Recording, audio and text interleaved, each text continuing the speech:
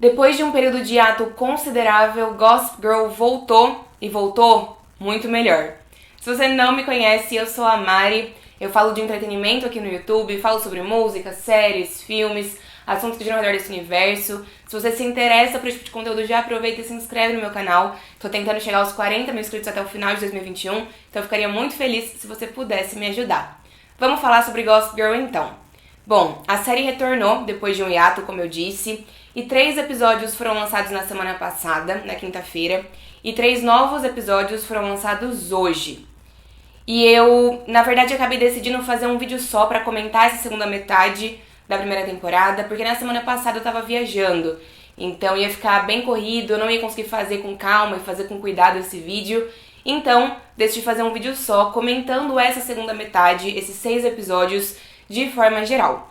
Por conta disso, eu tenho muita coisa pra falar, então talvez esse vídeo aqui fique um pouquinho grande, mas assim, fiquem comigo, vai dar certo, a gente vai conversar sobre tudo, sobre as coisas mais importantes que aconteceram nesses 6 episódios, vou dar opiniões, fazer reclamações, elogios, tudo. Vai acontecer tudo aqui nesse vídeo, tá bem? Vamos lá. O 7º episódio da série, que foi o primeiro de retorno, foi um episódio de ação de graças. E episódios de ação de graças são uma tradição em Gossip Girl.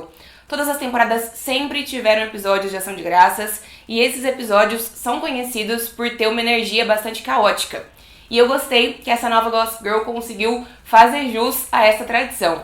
A série voltou caótica, com uma energia de caos, delícia de assistir. Aqui nesse episódio a gente vê a Julian e o Obi lidando com o fato de que eles ficaram juntos no episódio anterior e o que isso significa pra Zoya.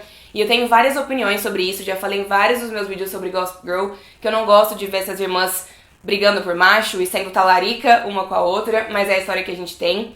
E eu acho que o Obi é um péssimo personagem, é uma péssima pessoa, não tem como defendê-lo, mas ao mesmo tempo eu também senti uma faísca entre ele e a Julian, que eu não senti entre ele e a Zoya, então eu sinto alguma coisa ali por esse casal. E eu odeio o fato de que a Zoya age aqui como se a Julian fosse a única que tivesse traído a confiança dela, quando o contrário também aconteceu, já que a Zoya decidiu começar a namorar o ex-namorado da irmã dela. E isso aqui tudo pra mim é bastante problemático. Mas o Obi percebe que claramente ele ainda ama a Julian, afinal os dois namoraram a vida inteira, né? Mas ele tá disposto a fazer de tudo por ela, e ele ainda tá com a Zoya, e ele diz eu te amo pra Zoya, achando que é o que a Julian quer que ele faça. Isso vira uma confusão muito grande. Isso faz com que a Zoya decida que ela quer perder a virgindade dela com ele. Ou seja, temos vários problemas aqui. E esses problemas eles se desenrolam no jantar de ação de graças que acontece na casa da Zoya e do pai dela. Todo mundo, todos os núcleos principais acabam indo parar nesse jantar. E esse jantar acaba gerando conflitos e cenas e diálogos maravilhosos. Vamos comentar um pouquinho sobre isso aqui agora. Primeiro que esse jantar ele começa porque os pais da Zoya e da Julian querem ali reconciliar as irmãs, querem fazer com que essa relação dê certo.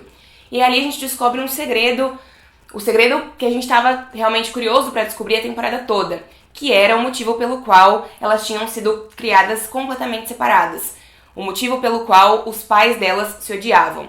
E isso tudo aconteceu porque, como o pai da Julian ainda era legalmente casado com a mãe delas, quando a mãe delas engravidou da Zoya e foi ter a Zoya, ele impediu que o pai da Zoya visse o nascimento da filha e visse a esposa pela última vez, a mulher, a namorada, enfim, a parceira dele, pela última vez, já que ela acabou morrendo. Então isso gerou uma grande questão ali e eu achei esse desenrolar muito bom. Eu gostei desse segredo, eu achei que trouxe profundidade, densidade pra essa história, pra todos esses personagens. E como eu disse, a Zoya decide que ela quer transar com o Obi, mas ela percebe durante o jantar que o Obi transou com a irmã dela. E essas revelações todas acontecem na mesa de jantar com os pais das duas bem aqui, ó. Surto, caos e tudo pra mim. E não é só o plot das irmãs que é desenvolvido nesse momento, na mesa de jantar. A gente também tem o nosso trisal, o Max, o Aki e a Audrey, falando sobre essa relação deles ali na frente dos pais deles, dos familiares. E os familiares todos agem muito bem sobre isso. Tipo, dão maior apoio pro que quer que eles estejam fazendo. E eu amei essa dinâmica. Eu amei os vários surtos que aconteceram nessa mesa de jantar paralelamente. Gostei muito. Mas já a gente volta a falar do trisal e de algumas outras coisas. vamos focar aqui ainda na história da Julian, na Zoya, no Obi também, de certa forma. A rixa dessas irmãs volta com força, mas logo isso é colocado de lado quando o segredo do pai da Julian é revelado. E esse segredo é a pauta principal dos episódios 8 e 9. Então a gente descobre que o pai da Julian abusou de outras mulheres. E eu gostei de como esse assunto foi trabalhado aqui, porque é um assunto sério e nem sempre a gente espera que Gossip Girl aborde assuntos tão pesados, tão delicados. Mas eu acho que a série conseguiu fazer isso. Conseguiu manter a sua dinâmica leve em boa parte do episódio, mas também conseguiu trabalhar as várias camadas por trás desse assunto. Então, a narrativa conduz a gente pra dúvida, leva a gente a ter dúvidas, a fazer questionamentos. Será que o pai da Julian tá mentindo? Será que ele abusou mesmo das mulheres? O que é que tá acontecendo? E a gente consegue ver vários lados de uma mesma situação. A gente vê o lado da Julian enquanto filha querendo acreditar no pai dela e o quanto isso é complexo pra ela. A gente vê a Zoya enquanto uma ativista, militante, feminista, se posicionando do lado das mulheres e também não levando em consideração a dor da irmã dela e o quanto realmente a irmã dela tinha justificativa pra ter ali uma dúvida, pra dar o benefício da dúvida pro pai dela. Mas a gente acaba, enfim, descobrindo que realmente o pai da Julian cometeu esses crimes todos e a reação da Julian também é bastante difícil de assistir porque ela tá sofrendo e a Zoya consegue colocar as questões delas de lado pra apoiar a irmã. E a gente vê a Julian tentando conversar com as outras mulheres, tentando descobrir mais informações, tentando ajudá-las.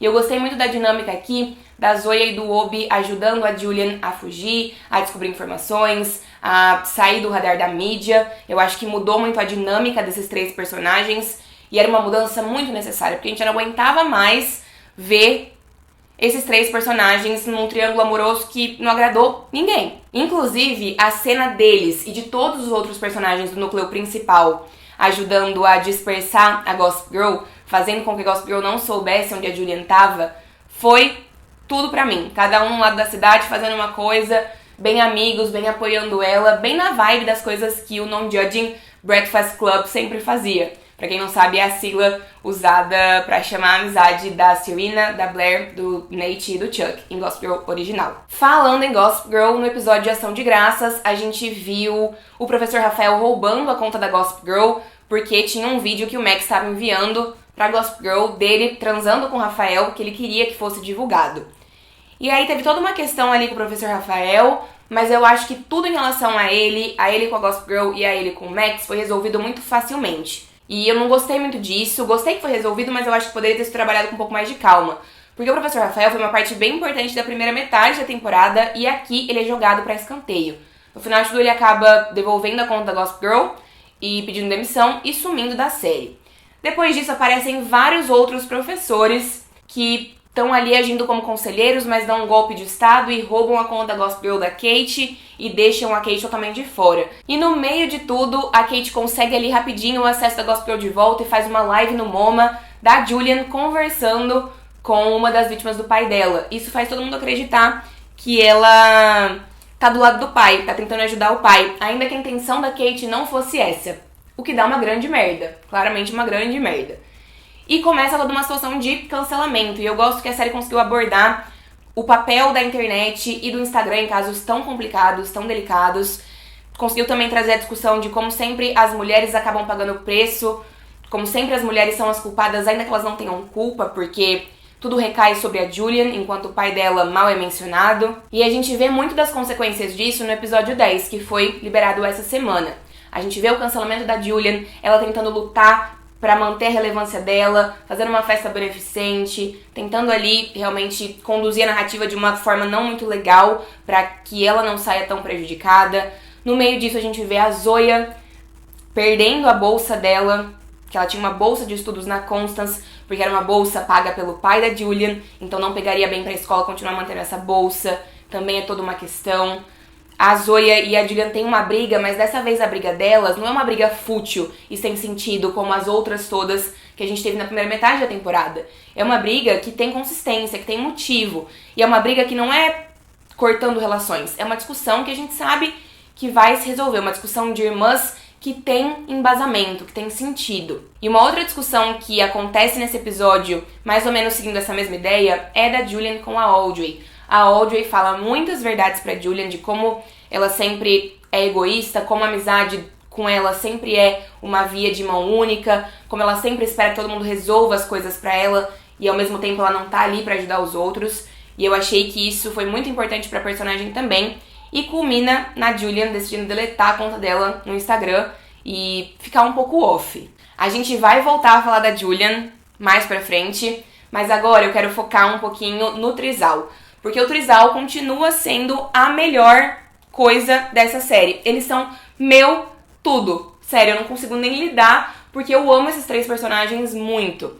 No início dessa segunda metade da temporada, eles estavam ainda se envolvendo e lidando com o fato de que eles tinham feito sexo a três. Pro Max isso não era muito uma novidade, mas pra Audrey e pro Aki era. E aí, a série conseguiu ainda trazer conflitos individuais, familiares pra esses três personagens. A gente viu a mãe biológica do Max aparecendo, a gente viu toda a questão do divórcio entre os pais do Max acontecendo também e o quanto isso deixou ele vulnerável e frágil. A gente viu o Aki enfrentando o pai dele. A gente viu a Audrey tentando ajudar a mãe dela. Então a série conseguiu trazer nesses 6 episódios bastante profundidade pessoal para esses personagens, ao mesmo tempo em que conseguiu ainda melhorar a relação entre eles, amarrar ainda mais a relação entre eles. Teve um momento em que o Aki e a Audrey decidiram fechar o relacionamento dos dois, focar apenas neles. Isso machucou tanto o Max, dava pra ver na cara dele, todas as vezes que ele aparecia, o quanto ele estava abalado, o quanto ele estava sofrendo, porque ele não estava acostumado a sentir coisas por outras pessoas, a ter sentimentos românticos. Pra ele sempre foi diversão e ele se viu ali apaixonado não só por uma pessoa, mas por 2 pessoas. E a série lidou com tudo isso tão bem, porque trouxe discussões sobre sexualidade das 3 partes, sobre relacionamentos modernos, sobre lidar com relacionamentos abertos ou fechados, sobre a bissexualidade do Aki, o quanto ele precisou estar o tempo todo reafirmando a bissexualidade dele para outras pessoas, o que é algo que realmente acontece na vida real. E a gente viu muito disso com bastante densidade. E a gente viu também o quanto o Aki e a Audrey dependem do Max, acho que em todos esses episódios. Tanto é que no episódio 10 eles pedem ajuda do Max para resolver suas questões individuais. Isso faz com que o Max ajude o Aki a não ser preso por uma peça que ele tá ali pregando num outro jogador do time deles de basquete da escola, e com que a Audrey faça o Max levar ela e a mãe dela pra um jantar na casa de ninguém mais, ninguém menos que Eleanor Waldorf. Sim, a gente revê a mãe da Blair, o Cyrus, padrasto da Blair, e a Dorota. Tudo pra mim, absolutamente tudo pra mim. O Max com o pai dele e com a Audrey e a mãe dela vão para um jantar de Hanukkah na casa do Cyrus, que é advogado do pai do Max. Então a gente consegue ver esses personagens ali. E a gente vê a família da Dorota, a gente descobre que a Eleanor se aposentou da parte comercial da Waldorf Designs e passou tudo pra filha dela, que é a Blair. Então a gente sabe que a Blair tá na frente dessa empresa da mãe dela, o que faz todo sentido. A gente descobre que a Blair também tá lá em Paris. A gente não tem muitas informações sobre o Chuck, nada é dito sobre o filho da Blair, por exemplo. Nada ali fica muito claro em relação a isso, mas a gente sabe que a Blair tá bem, tá em Paris e tá cuidando das coisas da família. E muitas coisas acontecem também no episódio 11. Eu sinto que os episódios anteriores, tipo o 8 e o 9, trouxeram discussões muito profundas, muito densas. E aí, conforme a série vai se encaminhando pro final da temporada, isso é levemente amenizado. A gente começa a dar mais espaço para conflitos que são mais óbvios para uma série como Gossip Girl. Conflitos familiares, conflitos de amizades, de relacionamentos, que não necessariamente são extremamente delicados e complexos, como foi o caso, por exemplo, de toda a narrativa do pai da Julian. Mas ainda tem bastante repercussão disso, porque a gente vê, por exemplo, a avó da Julian voltando para Nova York, vindo para Nova York visitá-la e querendo levá-la para Indiana, que é o estado onde ela mora, onde ela e o marido dela, que é o avô da Julian, moram. Mas claro que a Julian não quer ir, porque a vida inteira dela tá ali, os amigos, as pessoas que ela ama, a escola e tudo mais. Então a gente vê a Julian indo morar, eventualmente, com o pai da Zoya e com a Zoya, o que é meio óbvio, pra mim era meio óbvio que ia acontecer. Mas uma coisa bem legal do episódio 11 é que ele abre um espaço pra Zoya trabalhar a sua individualidade.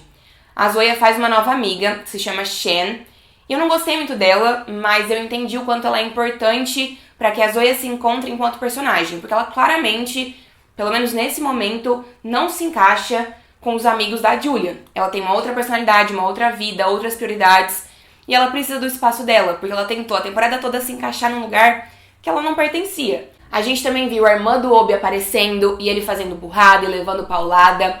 O Obi levou bastante paulada nessa segunda leva de episódios. A gente viu ele levando paulada do Aki quando ele agiu de forma tosca com a bissexualidade do Aki, quando ele agiu estranho e achou que talvez o Aki pudesse em algum momento ter sentido alguma coisa por ele. O Aki foi lá e foi firme. A gente viu ele levando paulada quando ele queria ajudar a Julian e disse eu te amo pra ela no pior momento possível. E ela foi lá e disse, ei, esse não é o momento pra isso. Não sei lidar com isso agora. Segura aí a onda.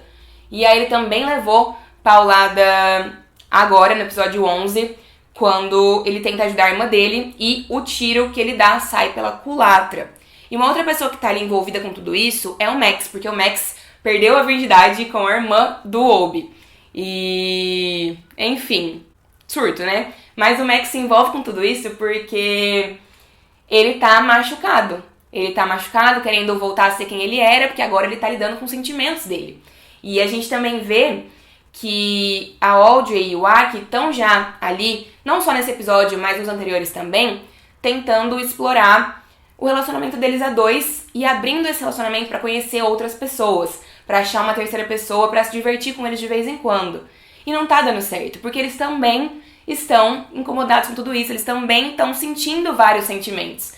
E eles percebem, no final do episódio, que eles não vão encontrar o que eles estão procurando em outras pessoas, porque o que eles estão procurando, o que tá faltando pra eles, é o Max. E eu gostei tanto dessa conclusão aparecer ali, deles enxergarem isso e da série abordar isso com tanta naturalidade. Eu acho que eu nunca tinha visto nenhuma série abordando tudo isso dessa forma. Já enalteci muito esse trisal ao longo do vídeo, mas vou continuar fazendo isso até o final, viu? Vocês aguentem aí. Uma outra coisa que também acontece com bastante força no episódio 11, que é o penúltimo da temporada, é a Kate, o Jordan e a Wendy, que tinha mudado de lado, mas de repente resolve aqui que, vou voltar, quero ficar aqui com vocês.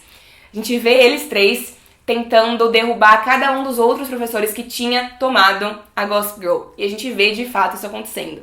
Nem sempre tudo isso é relevante pra história, mas nesse episódio não me incomodou tanto assim a dinâmica dos professores.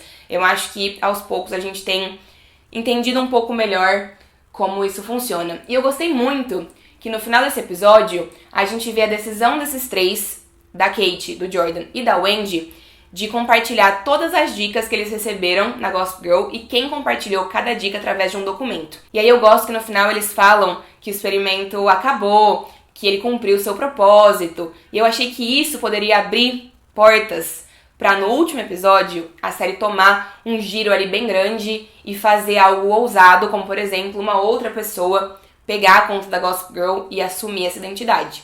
Mas não é o que acontece, né? A gente começa o último episódio da temporada em caos. E eu amo que a trilha sonora de início desse último episódio é Brutal, da Olivia Rodrigo, porque combina 100% com o que tá acontecendo na série. E o episódio 12 da primeira temporada, ele é focado no Ano Novo. A gente vê os nossos personagens indo passar o Ano Novo na casa do pai do Aki, em Hudson, que é uma cidade ali do estado de Nova York.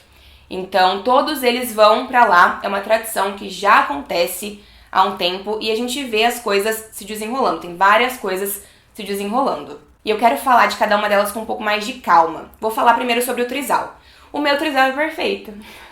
Eles estão ali tentando descobrir como fazer essa relação a três funcionar. E a Audrey e o Aki já estão bem decididos que eles querem fazer isso funcionar. E o Max nem tanto. Ele tá ali muito confuso e muito frágil, muito fragilizado, achando que talvez ele seja desperdiçável, que talvez ele seja a pessoa a ficar de fora se alguma coisa der errado.